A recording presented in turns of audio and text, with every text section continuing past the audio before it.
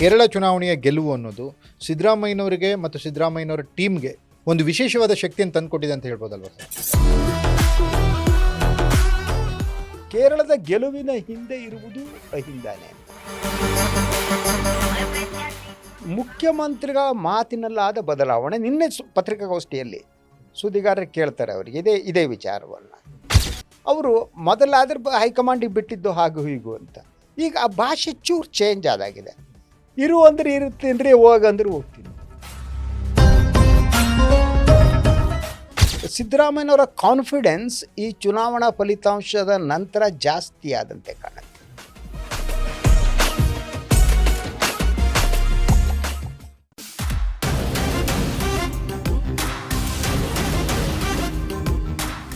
Ladies and gentlemen, ನಿರೀಕ್ಷೆಯಂತೆ ಪಂಚರಾಜ್ಯ ಚುನಾವಣೆ ಮುಗಿತು. ಎರಡೂ ಪಕ್ಷಗಳಿಗೂ ಸಮಾಧಾನ ತಂದಿರುವಂಥ ರಿಸಲ್ಟ್ ಇದು, ಬಿಜೆಪಿಗೆ ಮತ್ತು ಕಾಂಗ್ರೆಸ್ಗೂ ಕೂಡ. ಬಿಜೆಪಿ ಪಶ್ಚಿಮ ಬಂಗಾಳವನ್ನು ಹಿಡಿದಿಟ್ಕೊಂಡ್ರೆ ಕಾಂಗ್ರೆಸ್ ಕೇರಳಕ್ಕೆ ಲಗ್ಗೆ ಇಡ್ತು. ಜೊತೆಗೆ ಈಗ ತಮಿಳುನಾಡಿನಲ್ಲೂ ವಿಜಯ್ ಜೊತೆಗೆ ಸರ್ಕಾರ ರಚಿಸುವ ಮಾತುಕತೆಯಲ್ಲಿ ಕಾಂಗ್ರೆಸ್ ನಿರತವಾಗಿದೆ.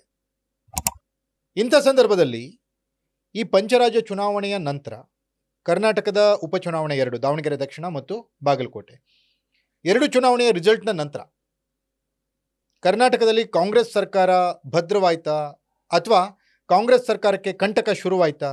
ಸಿದ್ದರಾಮಯ್ಯ ಮತ್ತು ಡಿ ಕೆ ಶಿವಕುಮಾರ್ ನಡುವಿನ ಕಿತ್ತಾಟ ಎಲ್ಲಿವರೆಗೂ ಬಂತು? ಈ ಚುನಾವಣೆಯ ಫಲಿತಾಂಶದಿಂದ ಈ ಇಬ್ಬರು ನಾಯಕರ ಮೇಲೆ ಯಾವ ರೀತಿ ಒಂದು ಪರಿಣಾಮ ಬೀರ್ತಾ ಇದೆ? ಈ ಎಲ್ಲ ವಿಚಾರಗಳ ಬಗ್ಗೆ ರಾಜಕೀಯದ ಹಿರಿಯ ವಿಶ್ಲೇಷಕರು ಮತ್ತು ಹಿರಿಯ ಪತ್ರಕರ್ತರಾದಂಥ ಸನ್ಮಾನ್ಯ ಶ್ರೀ ಶಶಿಧರ್ ಭಟ್ ಅವರು ತಮ್ಮದೇ ಆದ ರೀತಿಯಲ್ಲಿ ಯಾವ ರೀತಿ ವಿಶ್ಲೇಷಣೆ ಮಾಡ್ತಾರೆ ಅನ್ನೋದನ್ನು ನೋಡೋಣ.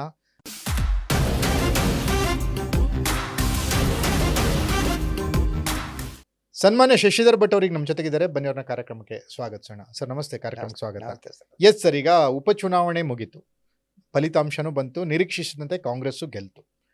ಈಗ ಫಲಿತಾಂಶದ ನಂತರ ಕಾಂಗ್ರೆಸ್ನಲ್ಲಿ ಯಾವ ರೀತಿ ಬೆಳವಣಿಗೆಗಳಾಗಬಹುದು ಸರ್?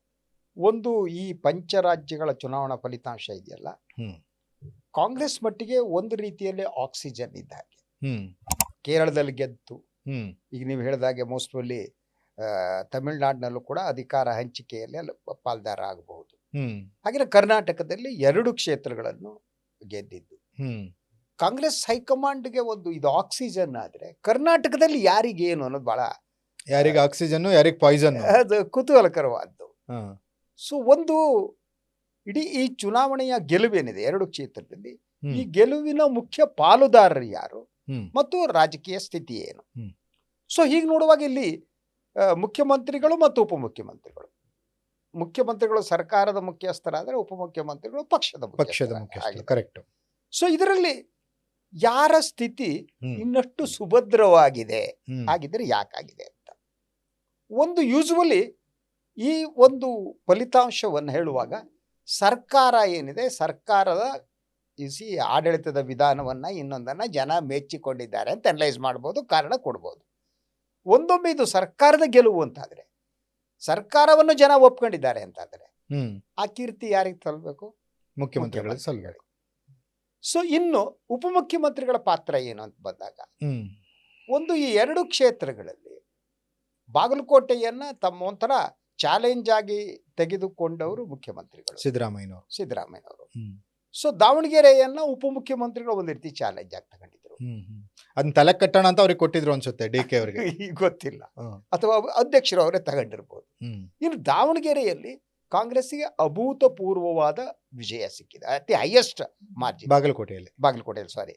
ಸೊ ಇನ್ನು ಇಲ್ಲಿ 5,000 ಚಿಲ್ಲರೆ, ಶಾಮನೂರು ಕೂಡ 5,000ದಲ್ಲೇ ಗೆದ್ದಿದ್ರು, ಅದರಿಂದ ಮಾರ್ಜಿನ್ ಅಷ್ಟು ಮುಖ್ಯ ಅಂತ ಅಲ್ಲ. ಆದರೆ ಇದರ ಪರಿಣಾಮ ಆದದ್ದು ಏನು ಅಂದರೆ, ನೀವು ಈ ಫಲಿತಾಂಶದ ನಂತರ ಮುಖ್ಯಮಂತ್ರಿಗಳು ಮತ್ತು ಉಪಮುಖ್ಯಮಂತ್ರಿಗಳನ್ನು ನೋಡಿ, ಬಾಡಿ ಲ್ಯಾಂಗ್ವೇಜ್ ನೋಡಿ, ಈಗ ಕಳೆದ 2-3 ದಿನದಿಂದ ಬಹಳ ಗಂಭೀರವಾಗಿ ಮತ್ತೆ ಅಧಿಕಾರ ಹಂಚಿಕೆಯ ಪ್ರಶ್ನೆ ಇದೆ, ಅದು ಮುನ್ನೆಲೆಗೆ ಬಂದಿದೆ. ಸೊ ನಮ್ಮ ಮಾಧ್ಯಮದವರು ಹೋಗಿ ಕೇಳ್ತಿದ್ದಾರೆ, ಹೇಳಿ ಅಂತೇಳಿ. ಸೊ 15ರ ನಂತರ ಹೋಗ್ತಾರೆ ಅನ್ನುವ ಸುದ್ದಿಗಳಿವೆ, ಮಾಧ್ಯಮದಲ್ಲೇ ಬರ್ತಿದೆ. ಅಲ್ಲ, ಏನಾಗಿತ್ತು ಅಂದ್ರೆ ಸರ್, ಈ ಚುನಾವಣೆಯ ಫಲಿತಾಂಶದ ದಿನಕ್ಕಿಂತ ಹಿಂದಿನ 3-4 ದಿನಗಳಲ್ಲಿ ಚರ್ಚೆ ತುಂಬಾ ದೊಡ್ಡ ಮಟ್ಟಕ್ಕೆ ಹೋಗಿತ್ತು. ಹೌದು, D K Shivakumar, D K Suresh ಡೆಲ್ಲಿಯಲ್ಲಿ ಕೂತ್ಬಿಟ್ಟು ಏನೇನೋ ತಂತ್ರಗಳನ್ನ ಮಾಡಿದ್ರು. ಕರೆಕ್ಟ್. ಅದಾದ್ಮೇಲೆ ಸತೀಶ್ ಹೋದ್ರು ಡೆಲ್ಲಿಗೆ, ಎಚ್ ಸಿ ಮಾದೇವಪ್ಪ ಹೋದ್ರು, ಈ ಥರದ ಬೆಳವಣಿಗೆ ನಡೆದಿತ್ತು. ಆದರೆ ಆ ಒಂದು ಚರ್ಚೆ ತುಂಬಾ ದೊಡ್ಡ ಮಟ್ಟದಲ್ಲಿ ಯಾವಾಗ ಚರ್ಚೆ ಶುರುವಾಯಿತು, ಫಲಿತಾಂಶ ಬಂದ್ಮೇಲೆ ಅದು ಅಷ್ಟೇ ಕೆಳಗೆ ಕುಸಿದೋಯ್ತು. ಆದರೆ ಅದಕ್ಕೆ ಮತ್ತೆ ಜೀವ ಕೊಡುವ ಒಂದು ಯತ್ನ ನಡೀತಾ ಇದೆ. ಅದರಲ್ಲಿ ಎಷ್ಟರ ಮಟ್ಟಿಗೆ ಯಶಸ್ವಿ ಅದು ಇವತ್ತು ಕೂಡ ಮಾಧ್ಯಮದವರು ಡಿ ಕೆ ಸುರೇಶ್ ಹತ್ರ ಕೇಳಿದ್ದಾರೆ. ಸೊ ಅವರು ತಾಳ್ಮೆಯ ಮಾತನಾಡಿದ್ದಾರೆ. ರಾಜಕಾರಣದಲ್ಲಿ ತಾಳ್ಮೆ ಇರಬೇಕು. ನೀವು ಗಿಫ್ಟಿಗೆ ಕಾಯ್ತಾ ಇದ್ದೀರಾ 15ನೇ ತಾರೀಕು ಡಿ ಕೆ ಶಿವಕುಮಾರ್ ಅವರ ಹುಟ್ಟುಹಬ್ಬ ಅಂದರೆ ಹೌದು ನೋಡೋಣ ಅಂತಿದ್ದಾರೆ. ಅಂದರೆ ಇದನ್ನ ಜೀವಂತ ಇಡುವ ಪ್ರಯತ್ನವನ್ನ ಮಾಡ್ಲಾಗ್ತಾ ಇದೆ. ಅಲ್ಲ, ಅದು ಇಲ್ಲಿಯವರೆಗೂ ಈ ಚರ್ಚೆಯನ್ನ ಜೀವಂತವಾಗಿ ಇಟ್ಕೊಂಡು ಬಂದಿದೆ ಡಿ ಕೆ ಶಿವಕುಮಾರ್ ದೊಡ್ಡ ಸಾಧನೆ ಅಂತ ಹೇಳ್ಬೋದು. ಎಸ್ ಅಲ್ವಾ. ಆದ್ರೆ ಈಗ ಆಗಿರುವುದೇನು ಅಂದ್ರೆ ಮುಖ್ಯಮಂತ್ರಿಗಳ ಮಾತಿನಲ್ಲಾದ ಬದಲಾವಣೆ. ನಿನ್ನೆ ಪತ್ರಿಕಾಗೋಷ್ಠಿಯಲ್ಲಿ ಸುದ್ದಿಗಾರರು ಕೇಳ್ತಾರೆ ಅವರಿಗೆ ಇದೇ ವಿಚಾರವನ್ನ. ಅವರು ಮೊದಲಾದ್ರೆ ಹೈಕಮಾಂಡಿಗೆ ಬಿಟ್ಟಿದ್ದು ಹಾಗೂ ಹೀಗೂ ಅಂತ. ಈಗ ಆ ಭಾಷೆ ಚೂರ್ ಚೇಂಜ್ ಆದಾಗಿದೆ. ಇರು ಅಂದ್ರೆ ಇರುತ್ತೇನ್ರಿ, ಹೋಗಂದ್ರೆ ಹೋಗ್ತೀನಿ. ಸೊ ಇದೇನಿದೆ ಇದು ಇಟ್ ಶೋಸ್ ಸಿದ್ದರಾಮಯ್ಯನವರ ಕಾನ್ಫಿಡೆನ್ಸ್ ಈ ಚುನಾವಣಾ ಫಲಿತಾಂಶದ ನಂತರ ಜಾಸ್ತಿ ಆದಂತೆ ಕಾಣುತ್ತೆ. ಅಂದ್ರೆ ಹೋಗು ಅನ್ನುವ ಸ್ಥಿತಿಯಲ್ಲಿ ಕಾಂಗ್ರೆಸ್ ಹೈಕಮಾಂಡ್ ಇಲ್ಲ. ಈಗ ಸರ್, ಈಗ ಪರ್ಟಿಕ್ಯುಲರ್ ಈ ಪಂಚರಾಜ್ಯ ಚುನಾವಣೆ ವಿಚಾರ ಮಾತನಾಡ್ತಾ ಇದ್ದಾಗ ಬಾಗಲಕೋಟೆಯನ್ನು ನೀವು ಕೋಟ್ ಮಾಡಿದ್ರಿ, ಕರೆಕ್ಟ್. ಬಾಗಲಕೋಟೆಯಲ್ಲಿ ಗೆದ್ರು, ದಾವಣಗೆರೆಯಲ್ಲೂ ಗೆದ್ರು. ಆದರೆ ಈ ಕೇರಳ ಚುನಾವಣೆಯ ಗೆಲುವು ಅನ್ನೋದು ಸಿದ್ದರಾಮಯ್ಯನವರಿಗೆ ಮತ್ತು ಸಿದ್ದರಾಮಯ್ಯನವರ ಟೀಮ್ಗೆ ಒಂದು ವಿಶೇಷವಾದ ಶಕ್ತಿಯನ್ನು ತಂದುಕೊಟ್ಟಿದೆ ಅಂತ ಹೇಳ್ಬೋದಲ್ವಾ sir? Definitely you are correct. ಆದರೆ ಈಗ ಸಿದ್ದರಾಮಯ್ಯನವರು ನೋಡಿ, ಅದಾದ ಮೇಲೆ ಬಾಗಲಕೋಟೆಯ ಬಗ್ಗೆ ಸತೀಶ್ ಜಾರಕಿಹೊಳಿ ಅವರು ಮಾತನಾಡ್ತಾರೆ. ಅವರು ಅಹಿಂದ ವಿಚಾರವನ್ನು ಪ್ರಸ್ತಾಪ ಮಾಡ್ತಾರೆ. ಅಹಿಂದವನ್ನ ಗಟ್ಟಿಗೊಳಿಸುವ ಮಾತನಾಡ್ತಾರೆ. ಇಡೀ ಈ ವಿಜಯ ಏನಿದೆ ಅದರ ಹಿಂದೆ ಅಹಿಂದ ಇದೆ ಅನ್ನುವ ಸಂದೇಶವನ್ನ ಸತೀಶ್ ಜಾರಕಿಹೊಳಿ ಕೂಡ ಟ್ರೈ ಮಾಡ್ತಾರೆ.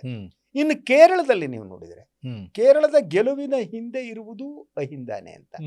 ಸೊ ನೀವು ಕೇರಳದಲ್ಲಿ ಮುಸ್ಲಿಂ ಲೀಗ್ ಜೊತೆ ಸಂಬಂಧ ಇತ್ತು, ಮುಸ್ಲಿಮರಿದ್ರು.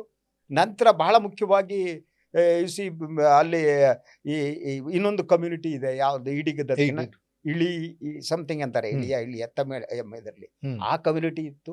ಅಲ್ಲೂ ಕೂಡ ಗೆದ್ದಿದ್ದು ಅಹಿಂದಾನೆ. ಅಂದ್ರೆ ಅಲ್ಲಿ ಇಡೀಗ ಮುಸ್ಲಿಮ್ಸು, ಬ್ಯಾಕ್ವರ್ಡ್ ಕ್ಲಾಸು, ಕೇರಳದಲ್ಲಿ ನಾಯರ್ ಇವರು. ಸೊ ಆದ್ರಿಂದ ಇದು ಒಂದು ರೀತಿಯಲ್ಲಿ ಕೇರಳದ ಅಹಿಂದ ಗೆಲುವು. ಮತ್ತು ಕೇರಳದ ಚುನಾವಣಾ ಪ್ರಚಾರದಲ್ಲಿ ಸಕ್ರಿಯವಾಗಿ ಮುಖ್ಯಮಂತ್ರಿಗಳು ಪಾಲ್ಗೊಂಡಿದ್ರು. ಸೊ ಹೀಗಾಗಿ ಇದನ್ನ ಅಹಿಂದ ಜಯ ಅಂತ ಅದನ್ನ ವ್ಯಾಖ್ಯಾನ ಮಾಡಲಾಗ್ತದೆ. ಹೌದು, ಅಹಿಂದ ಜಯ ಅಂದ್ರೆ ಸಿದ್ದರಾಮಯ್ಯನವ್ರ ಜಯ ಅದೇ. ಎಸ್. ಈಗ ಸರ್, ಇಲ್ಲಿ ಮತ್ತೊಂದೇನಂದ್ರೆ ಸಿದ್ದರಾಮಯ್ಯನವರ ಕೆಲವು ಸೈಲೆಂಟ್ ಆಗಿದ್ರು, ತೀವ್ರ ಮಟ್ಟದಲ್ಲಿ ಚರ್ಚೆಗಳು ನಡೀತಾ ಇದ್ದಾಗ ಇವ್ರು ಸೈಲೆಂಟ್ ಆಗಿದ್ಕೊಂಡು ಏನ್ ಮಾಡ್ತಾರೋ ಅಂತ ಗೊತ್ತಿರಲಿಲ್ಲ. ಆದ್ರೆ ಅವ್ರು ಚುನಾವಣೆಯ ಫಲಿತಾಂಶಕ್ಕೆ ಕಾಯ್ತಾ ಇದ್ರು. ಹೌದು, ಸಿದ್ದರಾಮಯ್ಯ ಬಂದ್ಮೇಲೆ ಅವ್ರ ರಿಯಾಕ್ಷನ್ ಬೇರೆ ತರ ಆಗ್ತಾ ಇದೆ. ಅದ್ರ ಜೊತೆಗೆ ಸರ್, ಸಿದ್ದರಾಮಯ್ಯನವ್ರು ನೋಡಿ, ಅವರ ಆಪ್ತರು ಅನ್ಸ್ಕೊಂಡವ್ರು ಯಾರಿದ್ದಾರೆ, ಅವ್ರನ್ನ ಯಾವ ರೀತಿ ರಕ್ಷಿಸ್ತಾರೆ. ಈಗ ಬಾಗಲಕೋಟೆಗೆ ಸತೀಶ್ ಅವರ ಒಂದು ಜವಾಬ್ದಾರಿಯನ್ನು ಕೊಟ್ಟು ಅಲ್ಲಿ ಸತೀಶ್ ನೇತೃತ್ವದಲ್ಲಿ ಗೆಲ್ತು ಅನ್ನೋ ತರದ ಒಂದು ಹೆಸರು. ಜೊತೆಗೆ ಜಮೀರ್ ಕೇರಳಕ್ಕೆ ಹೋದ್ಮೇಲೆ ಅದಾದ್ಮೇಲೆ ಏನೇನೋ ಡೆವಲಪ್ಮೆಂಟ್ಗಳು ನಡೆದು ಒಂದು ಹಂತದಲ್ಲಿ ಜಮೀರ್ ಅವ್ರನ್ನ ಸಸ್ಪೆಂಡ್ ಮಾಡ್ಬಿಡ್ತಾರೆ ಕಾಂಗ್ರೆಸ್ ಇಂದ ಅನ್ನುವಂಥ ಮಾತುಗಳು ಶುರುವಾಗಿದ್ವು. ಈಗ ಜಮೀರ್ ಬೇಕೇ ಬೇಕು ಕೇರಳಕ್ಕೆ ಅನ್ನುವಂಥ ವಾತಾವರಣವನ್ನು ಸಿದ್ದರಾಮಯ್ಯ ಸೃಷ್ಟಿ ಮಾಡಿದ್ರು. ಮತ್ತೆ ಅಂದ್ರೆ ಸಿದ್ದರಾಮಯ್ಯನವರು ಅವರ ಬೆಂಬಲಿಗರ ಪಾಲಿಗೆ, ಅವರ ಆಪ್ತ ಸಚಿವರ ಪಾಲಿಗೆ, ಅವರನ್ನ ಯಾರು ಸಪೋರ್ಟ್ ಮಾಡ್ತಾರೆ ಅವ್ರ ಪಾಲಿಗೆ ಒಂದು ರೀತಿ ಆಪ್ತ ರಕ್ಷಕ ಸಿದ್ದರಾಮಯ್ಯ ಅನ್ನೋ ತರ ಆಗ್ತಾ ಇಲ್ವಾ ಸರ್? ಇಸ್ ಕ್ರಿಯೇಟಿಂಗ್ ನಾವು. ಅಂದ್ರೆ ನೋಡಿ, ಅವರಿಗೆ ಒಂದು ಜಮೀರ್ ವಿಚಾರ ತಗೊಳ್ಳಿ. ಜಮೀರ್ ಮೇಲೆ ಅಷ್ಟು ಟಾರ್ಗೆಟೆಡ್ ಆಗಿ ನಡೀತು. ಆ ಜಮೀರ್ ಕಮ್ಯುನಿಟಿಯವರೇ ಇಬ್ಬರು ಬಂದು ದಾವಣಗೆರೆ ವಿಚಾರವನ್ನು ಹೇಳಿ ಪ್ರಸ್ತಾಪ ಮಾಡಿ ಜಮೀರರ ಪಕ್ಷದಿಂದ ಹೊರ ಹಾಕಬೇಕು ಅನ್ನುವವರೆಗೆ ಹೋಗಿದ್ರು. ಆದ್ರೆ ಅದೇ ಸಂದರ್ಭದಲ್ಲಿ ಜಮೀರ್ ಅವರು ಕೆ.ಸಿ. ವೇಣುಗೋಪಾಲ್ ಅವರ ಸೂಚನೆಯ ಮೇರೆಗೆ ಅವರು ಸ್ಟಾರ್ ಕ್ಯಾಂಪೇನರ್ ಆಗಿ ಕೇರಳಕ್ಕೆ ಹೋದ್ರು. ಹೌದು, ಆದ್ರೂ ಸಿದ್ದರಾಮಯ್ಯನ ಒತ್ತಾಯದ ಮೇಲೆ ಅವರು ಬಂದ್ರು. ಅದಾದ್ಮೇಲೆ ಈಗ ಫಾರ್ ಎಕ್ಸಾಂಪಲ್ ಈಗ ಉಳಿದು ಯಾರೋ ಇಬ್ಬರ ಮೇಲೆ ಕ್ರಮ ತಗೊಂಡ್ರು, ಜಮೀರ್ ಮೇಲೆ ಕ್ರಮ ತಗೋಬೇಕು ಅನ್ನೋ ಒತ್ತಾಯ ಇನ್ನೂ ಪೂರ್ಣವಾಗಿ ಹೋಗಿಲ್ಲ.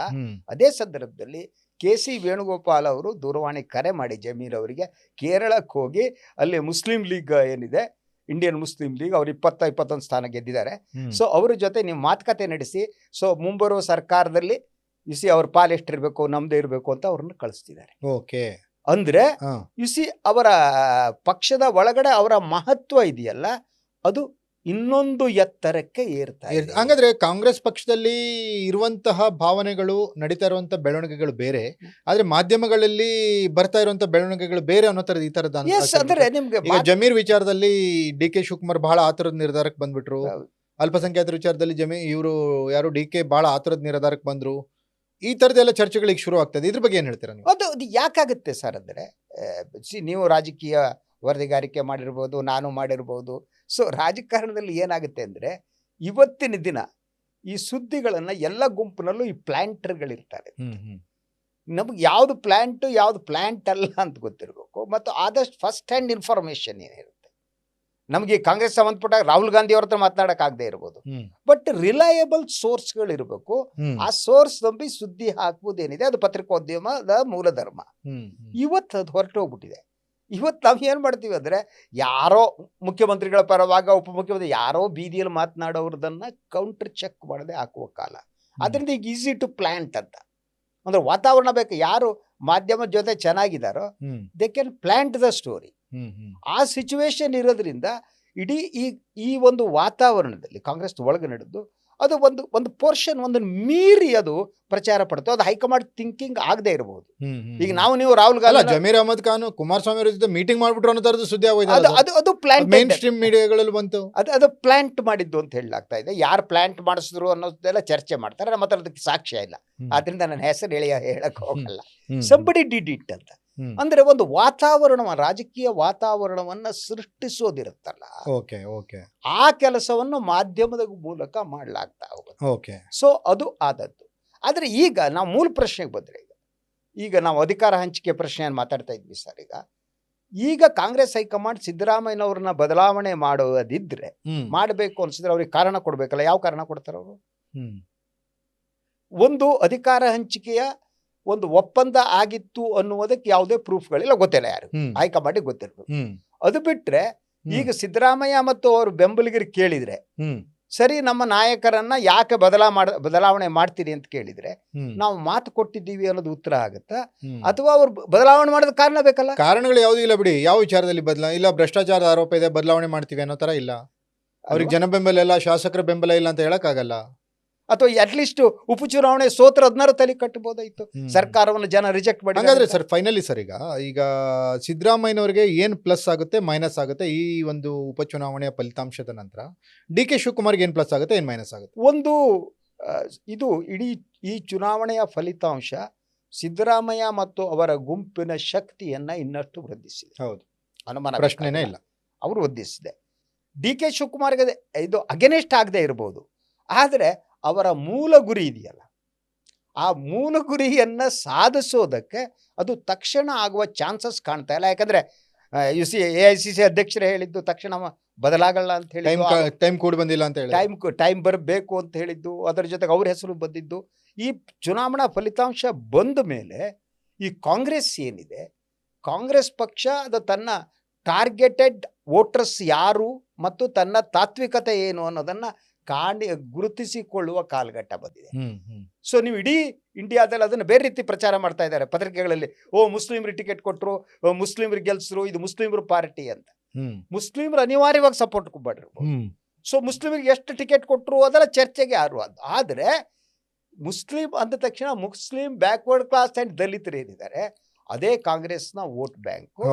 ಆದ್ರಿಂದ ಅದನ್ನ ಯಾರು ರಿಪ್ರೆಸೆಂಟ್ ಮಾಡ್ತಾರೆ ಅವರನ್ನ ಅಧಿಕಾರದಿಂದ ಬದಲಿಸೋದು ಕಾಂಗ್ರೆಸ್ ಹೈಕಮಾಂಡ್ಗೆ ಈ ಚುನಾವಣೆಯ ನಂತರ ಕೂಡ ಈಸಿ ಸಾಧ್ಯ ಅಲ್ಲ, ಬಹಳ ಕಷ್ಟ ಇದೆ. Okay, D K Shivakumar sir? D K ಶಿವಕುಮಾರ್ಗೆ ಅವ್ರಿಗೆ ಕಾಯೋದಿದೆ, ತಾಳ್ಮೆ ಬೇಕಿನ್ನು. ತಾಳ್ಮೆ ಬೇಕು, ಅಥವಾ ಸಿದ್ದರಾಮಯ್ಯನವ್ರು ಮನವೊಲಿಸ್ಬೇಕು. ಯಾವ್ದು ಈಜಿ ಸರ್? ಅವ್ರಿಗೆ ಎರಡೂ ಕಷ್ಟನೇ. ಸಿದ್ದರಾಮಯ್ಯ ಮನ ಒಲಿತಾರೆ ಅಂತ ಹೇಳಕ್ಕಾಗಲ್ಲ, ಅಥವಾ ಇನ್ನೂ ಒಂದು ವರ್ಷ ಆದ್ಮೇಲೆ ದಟ್ 28ರ ಚುನಾವಣೆ ಬರುವುದಕ್ಕೆ ಕೆಲವೇ ತಿಂಗಳ ಮೊದಲು ಅಥವಾ ಒಂದು ವರ್ಷದ ಮೊದಲು ಸಿದ್ದರಾಮಯ್ಯನವರು ಸಾಕು ಅಂತ ಹೇಳಿ ಬಿಡ್ಬೋದು.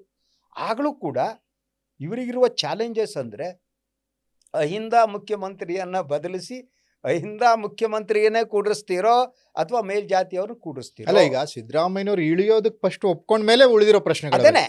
ಮೊದಲು ಅವರು ಉಳಿಯುವ ಚಾನ್ಸಸ್ ಕಾಣ್ತಾ ಇಲ್ಲ ಈಗ, ಅಥವಾ ಇನ್ನು ಸ್ವಲ್ಪ ದಿವಸ ಆದ್ಮೇಲೆ ವಯಸ್ಸಾಗ್ತಿದೆ, ಏನೋ ಆರೋಗ್ಯ ಕೈಗೊಡೋದು ಬೇಡ, ಸೊ ಸಾಕು ಅನಿಸ್ಬೋದು. ಮನುಷ್ಯನಿಗೆ ಒಂದ್ಸಲ ಇದೆಲ್ಲ ಸಾಕಪ್ಪ ಅನಿಸ್ಬೋದು. ಹಾಗೆ ಅನಿಸಿದ್ರೆ ಆಗ್ಲೂ ಕೂಡ ಕಾಂಗ್ರೆಸ್ ಹೈಕಮಾಂಡಿಗೆ ಸಮಸ್ಯೆ ಆಗೋದೇನು ಅಂದರೆ, ಅವರೇನೆ ಈ ಅಹಿಂದ ಫೋರ್ಸನ್ನ ಸೃಷ್ಟಿ ಮಾಡಿದ್ದಾರೆ. ಇದೆಲ್ಲ ಏನು ಗೊತ್ತಾ ನಿಮಗೆ? ಹುಲಿ ಸವಾರಿ ಅಂತಾರೆ ಸರ್. ನೀವು ಒಂದ್ಸಲ ಹುಲಿ ಸವಾರಿ ಮಾಡಿದ್ಮೇಲೆ ಇಳಿಯೋದು ಕಷ್ಟ. ನೀವು ಅಹಿಂದ ಪೊಲಿಟಿಕ್ಸ್ ಮಾಡಿದ್ಮೇಲೆ, ಅದೇ ನಿಮ್ಮ ಮೂಲ ಸ್ಟ್ರೆಂತ್ ಆದ್ಮೇಲೆ, ಅಹಿಂದ ಪಾಲಿಟಿಕ್ಸ್ ಅನ್ನು ಬಿಟ್ಟು ನೀವು ಬೇರೆ ರೀತಿ ಆಲೋಚನೆ ಮಾಡೋಕ್ಕಾಗಲ್ಲ. ಹೌದು, ಅದು ರಿವರ್ಸ್ ಹೊಡೆಯೋಕೆ ಶುರು ಮಾಡುತ್ತೆ. ಆ ಲಕ್ಷಣವನ್ನ ಸತೀಶ್ ಜಾರಕಿಹೊಳಿ ಮಾತಾಡ್ಬಿಟ್ಟಿದ್ದಾರೆ, ಹೇಳಿದ್ದಾರೆ. ಆ ರೀತಿ ಒಂದು ಟ್ರೆಂಡ್ ಹಂಗಾದ್ರೆ ಸೆಟ್ ಆಗ್ತಾ ಇದೆ ಕಾಂಗ್ರೆಸ್ ನಲ್ಲಿ. ಹೌದು, ಕಾಂಗ್ರೆಸ್ ಒಳಗಡೆ ಸೆಟ್ ಇದಾಗ್ತಾ ಇದೆ, ಅದೇ ಆಗ್ತಾ ಇದೆ. ಆದ್ದರಿಂದ ಕಾಂಗ್ರೆಸ್ ಅಲ್ಲಿ ಇನ್ನು ಮುಂದೆ ಮೊದಲ ರೀತಿ ಮೇಲ್ಜಾತಿಯ ರಾಜಕಾರಣ ಮಾಡೋದಾಗ್ಲಿ, ಮೇಲ್ಜಾತಿಗಳ ಮುಖ್ಯಮಂತ್ರಿಯನ್ನ ತಂದು ಕೂಡಿಸೋದಾಗ್ಲಿ ಇವತ್ತಿನ ಪರಿಸ್ಥಿತಿಯಲ್ಲಿ ಈಸಿ. ಸ್ವಲ್ಪ ಕಷ್ಟ ಸಾಧ್ಯ ಅಂತ. Yes, I think so. It's not practically ನಾವು ಇಟ್ಸ್, ಯಾಕಂದ್ರೆ ಅವ್ರು ಗುರ್ಸ್ಕೊಬಿಟ್ಟಿದ್ದಾರೆ ಅಲ್ಲಿ. ಅದು ಹುಲಿ ಸವಾರಿ ಇದ್ದಾರೆ. ಹಂಗಾರೆ ಈಗ ಇದೆಲ್ಲದರ ಮೂಲ ಕಾರಣ ಈಗ ಇದು ಯಾವುದು ಕ್ಯಾಬಿನೆಟ್ ರೀಶಫಲ್ ಆಗುತ್ತಾ ಸರ್? ಅದು ಅನಿವಾರ್ಯವಾಗಿ ಕ್ಯಾಬಿನೆಟ್ ರಿಶಫಲ್ ಮಾಡಲೇಬೇಕಾಗಿದೆ. ಕಾಂಗ್ರೆಸ್ ಹೈಕಮಾಂಡ್ ವಿಲ್ ಕೆಲವ್ರನ್ನ ಕೈ ಬಿಡಬೇಕು, ತಗೊಳ್ಳೇಬೇಕೀಗ. ನೀವು ಮುಖ್ಯಮಂತ್ರಿ ಬದಲು ಮಾಡಲ್ಲ ಅಂತ ಕ್ಲಾರಿಟಿ ಬಂದ್ರೆ then they will have to do it. ಯಾಕಂದ್ರೆ ಎಂಟಿ ಇನ್ಕಮೆನ್ಸಿ ಇದ್ದೇ ಗೆದ್ದಿರ್ಬೋದು, 2 ಕ್ಷೇತ್ರ ಗೆದ್ದಿರ್ಬೋದು. ಆದರೆ ಕಾಂಗ್ರೆಸ್ ಬಗ್ಗೆ ಜನರಲ್ಲಿ ಒಂದು ರೀತಿಯ ಅಸಹನೆ ಮತ್ತು ಈ ಅಧಿಕಾರದ ಕಚ್ಚಾಟ ಇದೆಯಲ್ಲ, ಅದರಿಂದ ಭ್ರಮನಿರಸನ ಆಗಿದೆ. ಹಂಗಾದ್ರೆ ಸರ್, ಈಗ ಈ 3 ಕ್ಷೇತ್ರಗಳಲ್ಲಿ ಆಡಳಿತ ವಿರೋಧಿ ಅಲೆಯಿಂದ ಏನು ಕೊಚ್ಕೊಂಡು ಹೋದ್ರಲ್ಲ, ಕೇರಳದಲ್ಲಿ LDF, ತಮಿಳುನಾಡಲ್ಲಿ DMK, ವೆಸ್ಟ್ ಬೆಂಗಾಲ್ನಲ್ಲಿ TMC, ಇದು ಮುಂದೆ ಕಾಂಗ್ರೆಸ್ಗೆ ಯಾವ ರೀತಿ ಎಚ್ಚರಿಕೆ ಗಂಟೆ ಆಗುತ್ತೆ? ಸೊ ಒಂದು ಇದನ್ನ ನೀವು 2-3 ರೀತಿ ವಿಶ್ಲೇಷಣೆ ಮಾಡ್ಬೋದು. ಒಂದೇನು ಗೊತ್ತಾ, ಎಂಟಿ ಇನ್ಕಂಬನ್ಸಿ ಅನ್ನುವುದು ಏನಿದೆ ಅದು ಎಲ್ಲ ಕಡೆ ವರ್ಕ್ ಆಗಿದೆ. ಪಶ್ಚಿಮ ಬಂಗಾಳದಲ್ಲಿ 15 ವರ್ಷ ಆಯಿತು. ಚೇಂಜ್ ಮಾಡಿದ ತಪ್ಪು ಅಂತ ಹೇಳೋಕ್ಕಾಗಲ್ಲ, ಆದರೆ ಯಾವ ರೀತಿ ಚೇಂಜ್ ಆಯಿತು ಅನ್ನೋದ್ರ ಬಗ್ಗೆ ನಾವು ಡಿಸ್ಕಸ್ ಮಾಡ್ಬೋದು. ಹಾಗೆಯೇ ನೀವು ತಮಿಳ್ನಾಡಿಗೆ ಬಂದರೆ, ಹಾಗೆ ನೋಡಿದರೆ ಸ್ಟಾಲಿನ್ದವ್ರದ್ದು ಕೆಟ್ಟ ಆಡಳಿತ ಆಗಿರಲಿಲ್ಲ. ಸೊ ಅವ್ರು ಬ್ಯಾಲೆನ್ಸ್ ಮಾಡ್ಕೊ ಬಂದಿದ್ರು. ಆದರೆ ಅಲ್ಲಿ ಎಂಟಿ ಇನ್ಕಂಬೆನ್ಸಿ ಇತ್ತು, ಅಲ್ಲಿ ಜನ ಕಿತ್ತು ಒಗೆದ್ರು. ಸೊ ಆಸಾಮ್ನಲ್ಲಿ ಎಂಟಿ ಇನ್ಕಂಬೆನ್ಸಿ ಇರಲಿಲ್ಲ. ಅದಕ್ಕೆ ಬೇರೆ ಬೇರೆ ಕಾರಣಗಳಿವೆ. ಅದಕ್ಕೆ ಅಲ್ಲಿ ಡಿಲಿಮಿಟೇಷನ್ಸ್ ಆಫ್ 23ರಲ್ಲಿ ಮಾಡಿದ್ದು. ಹೌದು, ಅದನ್ನ ಬಹಳ ಕ್ಲಿಯರ್ ಆಗಿ ಡಿಲಿಮಿಟೇಷನ್ ಮಾಡ್ಬಿಟ್ಟು ಹೊಡೆದ್ಬಿಟ್ಟು. ಹೌದು. ಸೊ ಅದರಿಂದ ಒಂದು ಇವತ್ತಿನ ಮತದಾರರಿದ್ದಾರೆ ನೋಡಿ, ಅವರು ಬಹುಬೇಗ ಭ್ರಮನಿರಸನಗೊಂಡು ತಮ್ಮ ನಿಲುಮೆಯನ್ನ ಬದಲಿಸ್ತಾ ಹೋಗ್ತಾರೆ. That is a character. ಹೀಗಾಗಿ ಕಾಂಗ್ರೆಸ್ ಅಧಿಕಾರ ಇರೋದ್ರ ಕರ್ನಾಟಕದಲ್ಲಿ, ಯು ಸಿ ದಟ್ ಕರ್ನಾಟಕ ಬಿಟ್ಟರೆ ಇಷ್ಟು ದೊಡ್ಡ ರಾಜ್ಯ ಅವರಿಗೆ ಇನ್ನೆಲ್ಲೂ ಇಲ್ಲ. ಇಲ್ಲಿ ಉಳಿಸ್ಕೋಬೇಕು ಅಂದ್ರೆ ಅಲ್ಲಿ ಜನಪರವಾದ ಆಡಳಿತ ನೀಡಬೇಕು, ಈ ಎಂಟಿ ಇನ್ಕಂಬೆನ್ಸಿ ಬರದಂತೆ ತಡಿಬೇಕು. ಅಧಿಕಾರ ಕಚ್ಚಾಟದಲ್ಲೇ ನಿರತರ, ಅದ್ರ ಮನೆಗೆ ಹೋಗ್ತಾರೆ. ಸೊ ಅದನ್ನು ಮೀರಿ ಜನಪರವಾದ ಆಡಳಿತ ನೀಡಬೇಕು ಅಂತಾದ್ರೆ ಯಾರ್ಯಾರು ಪ್ರಯೋಜನಕ್ಕಿಲ್ವೋ ಅವ್ರನ್ನ ಎತ್ತಾಕ್ಬೇಕು, ಹೊಸಬರಿಗೆ ಕಿತ್ತಾಕ್ಬೇಕು, ಹೊಸಬರಿಗೆ ಅವಕಾಶ ಕೊಡಬೇಕು. ಆ ಮೂಲಕ ಸರ್ಕಾರದ ಇಮೇಜ್ ಅನ್ನ ಹೆಚ್ಚಿಸಬೇಕು. ಇದು ಕಾಂಗ್ರೆಸ್ಸಿಗೆ ಅನಿವಾರ್ಯ. ಸೊ ಅದ್ರ ಜೊತೆಗೆ ಈ ಇದೇನಿದೆ ಈ ಅಧಿಕಾರ ಹಂಚಿಕೆ ನನಗನ್ಸುವಾಗಿ ನೇಪಥ್ಯಕ್ಕೆ ಹೋಗುತ್ತೆ. ಹೌದು. ತೀರಾ ಇತ್ತೀಚಿನ 2-3 ದಿನದ ಬೆಳವಣಿಗೆ ನೋಡಿದ್ರೆ ಆ ಬಗ್ಗೆ ಇನ್ನು ಆ ಚರ್ಚೆಗಳು ಹುಟ್ಟಾಕೋದೇ ಕಷ್ಟ. ಅದು ಡಿ ಕೆ ಶಿವಕುಮಾರ್ ಅವರ ಬಾಡಿ ಲ್ಯಾಂಗ್ವೇಜ್. ನಿನ್ನೆ ಪ್ರೆಸ್ ಕಾನ್ಫರೆನ್ಸ್ನಲ್ಲಿ ಡಿ ಕೆ ಶಿವಕುಮಾರ್ ಇದ್ರು, ಮುಖ್ಯಮಂತ್ರಿ ಇದ್ರು. ಮುಖ್ಯಮಂತ್ರಿಗಳ ಮಾತಿನ ದಾಟಿ ಎಲ್ಲ ಕೆಲವು ದಿನ ಮೌನವಾಗಿದ್ದರು. ಇದಕ್ಕಿದ್ದಾಗೆ ಈ ವಿಜಯ ಸಮೇತ ಕೊಟ್ಟಂಗಿತ್ತು. ಈ ವಿಜಯ್ ಜಯಿಸಿದವ್ರಿಗೆ ಒಂದು ಇದು ಬಂದಿರುತ್ತೆ, ನಾನು ಗೆದ್ದಿದ್ದೇನೆ ಅಂತ. ಅದು ಡಿ ಕೆ ಶಿವಕುಮಾರ್ ಅಲ್ಲಿ ಕಾಣ್ತಿರ್ಲಿಲ್ಲ. ಅವ್ರ ಪತ್ರಿಕಾಗೋಷ್ಠಿಗೆ ಸ್ವಲ್ಪ ಲೇಟ್ ಆಗಿ ಬಂದರು, ಪಕ್ಕದಲ್ಲಿ ಕೂತರು. ಬಟ್ ಒಂದು ರೀತಿ ಅವರಿಗೆ ಆ ಫೀಲ್ ಬಂದಿರಬಹುದು. ತಕ್ಷಣ ತಮ್ಮ ಕನಸು ಈಡೇರ, ಯುದ್ಧ ಗೆದ್ದ ಸಂಭ್ರಮ ಕಾಣಲಿಲ್ಲ ಅವರಿಗೆ. ಸೊ ಅದ್ರ ಜೊತೆಗೆ ಅವರು ದಾವಣಗೆರೆಯಲ್ಲಿ ಕೈಗೊಂಡಿದ್ದು ಅದೆಲ್ಲ ಏನಿದೆ ಅದು ಬೂಮ್ರ್ಯಾಂಗ್ ಆಗಬಹುದು ಅನ್ನೋದು. ಸೊ ಈ ಎಲ್ಲ ಇದನ್ನು ಗಮನಿಸಿದರೆ ಸಿ ಕರ್ನಾಟಕದಲ್ಲಿ ಈಗ ಅಹಿಂದ ಫೋರ್ಸಸ್ ಏನಿದೆ ಅದಿನ್ನೂ ಪ್ರಬಲ ಆಗ್ತಾ ಇದೆ. ಈ ಚುನಾವಣೆಯ ನಂತರ ಪ್ರಬಲರಾದವರಲ್ಲಿ ನಿಮಗೆ ಮುಖ್ಯಮಂತ್ರಿ ಸುತ್ತಮುತ್ತ ಇದ್ದವರೇ ಕಾಣ್ತಾರೆ. ಸತೀಶ್ ಜಾರಕಿಹೊಳಿ ಕಾಣ್ತಾರೆ, ಜಮೀರ್ ಕಾಣ್ತಾರೆ. ಇವ ಡಾಕ್ಟರ್ ಪರಮೇಶ್ವರ್ ಅವರು ಬಹಳ ಹುಮ್ಮಸ್ನಿಂದ ಮಾತಾಡ್ತಿದ್ರು. ಸೊ ಸಿದ್ದರಾಮಯ್ಯ ಮತ್ತೆ ಏಕಾಂಗಿ ಆದ್ರ ಇನ್ನು ಕೇಳ್ಬೇಕು, ನಮ್ಮವರು ಗೂಟಾಡಿಬೇಕು. ಆ ರಾಮನಗರ ಶಾಸಕರು ಇಕ್ಬಾಲ್ ಹುಸೇನು ಅವರು ಯಾರು ಚನ್ನಗಿರಿ ಶಾಸಕರು ಪಾಪ ಮತ್ತೊಂದು ಡೇಟ್ ಹೇಳಿ ಅಂತ ಹೋಗ್ಬೇಕು ಅಷ್ಟೇ. So that is the situation. So ಇಡೀ ಚುನಾವಣೆ ಕರ್ನಾಟಕದ ಮಟ್ಟಿಗೆ ಸಿದ್ದರಾಮಯ್ಯನವರಿಗೆ ಒಂದು ವರದಾನ ಆದಂಗೆ ಕಾಡ್ತಾ ಇದೆ. ಥ್ಯಾಂಕ್ ಯು ಸರ್, ಇಷ್ಟೊತ್ತು ಭಾಗವಹಿಸಿ ಈ ವಿಶೇಷ ಸಂವಾದದಲ್ಲಿ ಭಾಗವಹಿಸಿ ಮಾತನಾಡಿದ್ದಕ್ಕೆ. ನೋಡಿದ್ರಲ್ಲ ವೀಕ್ಷಕರೇ, ಇವಿಷ್ಟು ಹಿರಿಯ ಪತ್ರಕರ್ತರು, focus TV editorial director Shri Shashidhar Bhat sir ಅವರ ಮಾತುಗಳು. ಇದಾಗಿತ್ತು ವಿಶೇಷ ಸಂವಾದ. ನೆಲ ಜಲ ಭಾಷೆಗಾಗಿ ನೋಡ್ತಾ ಇರಿ ಫೋಕಸ್ ಟಿವಿ.